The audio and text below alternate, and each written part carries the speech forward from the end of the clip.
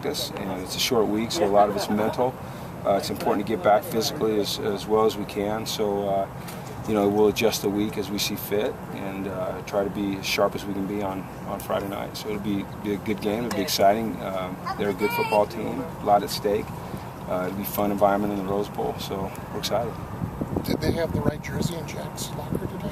I saw he was in white. That's because we are playing at home, and we put our when we play at home, the offense wears dark. Were you surprised by his performance, Jack? No, I wasn't surprised. I mean, he's a great football player, Well, I mean, no, it didn't surprise me. Do you see yourself using him more as running back?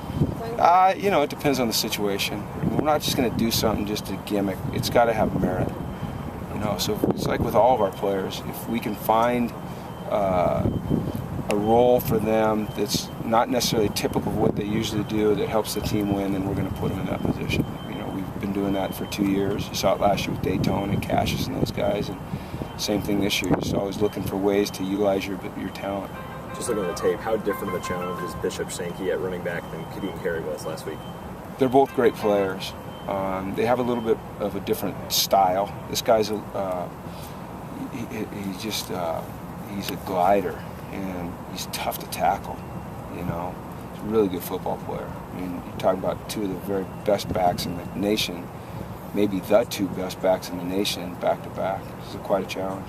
With Miles, I know he said after Saturday's game that he doesn't want to come out, even in those situations where maybe he knows he's tired. Is that something, if you do continue to use him on offense, you have to tell him, hey, Miles, you have to be honest with us. If you're tired, let us know, that sort of thing. Just like you tell all your players, when you play a lot of plays, you just want to make sure that you're keeping them sharp through the game. Unfortunately, we've got a lot of depth.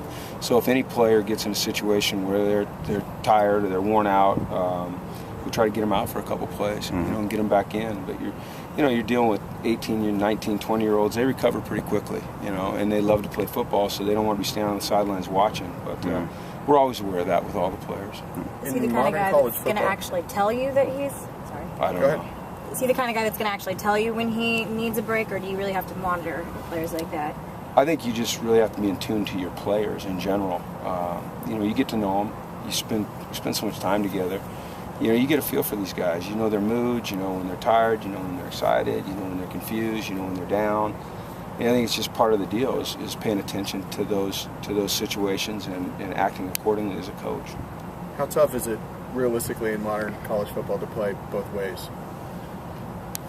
Well, he played, I think he played 115 or 118 plays the other night. That's a lot, and especially with the way the tempo is, it's hard. It's really hard, Now, if we were an offense, that huddled up every play and snapped it with 5 seconds left in the play clock, and we were playing an offense that did the same thing, then it would be a little bit different deal. But when you're playing a lot of tempo football, it makes it difficult. Just like in practice, getting him reps, let's say if he was going both ways on both sides, I mean, it's almost unrealistic to hop back and forth between scouts. Yeah, I think you just do a real disservice to the player and to the team. I think you can get too cute. It was great. It worked. It was awesome. But there's, like I said, after the game, there's a saturation point, and then all of a sudden everyone wants to see this and they think it's great, but what they forget is that coaches for the other teams now prepared for it, and they're going to have an answer, So, and you've got to figure out every week what's the best way to win the football game and position your players in the best spots to win the football game. So, it's not like hoops. It's the ultimate team sport. All 11 have to function together in every single play for it to work. So you just can't go crazy. AB finished without a tackle. I think it was the first time in his career as a defensive player. With him, is that just a matter of guys, offenses running away from him or doing something special to take him out of the game? Well, Saturday night he was tackled about 6 times. He'd have probably had about 6 sacks if they hadn't tackled him. So, I know he might not have had a tackle, but he got tackled. So, yeah, it was a shame what they got away with. It really was a shame. So, yeah, I don't know. What goes into evaluating which defensive players served as blockers in that special package for Miles? Last week? Yeah. big athletic guys, you know, big athletic guys that can move. That's why, you know, you put Jordan in there. You know, he's athletic. He likes to run downhill and hit people. Keenan Graham's done it in the past. Eddie and Kenny, just, you know, physical guys that have good lateral movement. What do you guys expect from Washington? And you also, how are you feeling coaching against your alma mater? I mean, we've watched the film, and you know, prepare for their schemes. It's just a game. I couldn't care less.